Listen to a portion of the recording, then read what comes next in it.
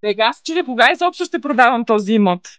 Още съвсем малко остана и стартираме продажбата на имота. Всички стъпки, за които до сега говорихме, са част от подготовката на имота да излезе на пазара, които са много важни. Те гарантират една успешна сделка.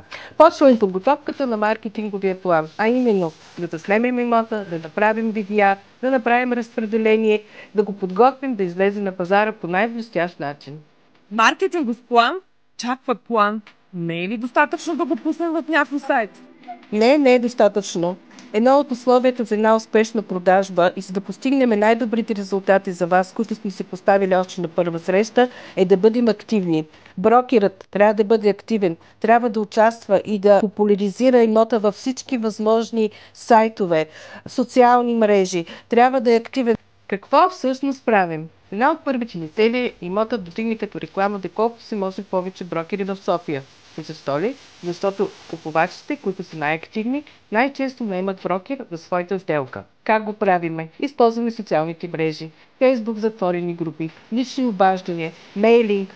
Както аз обичам да казвам, в един момент ставаме подвижна реклама на самия имот.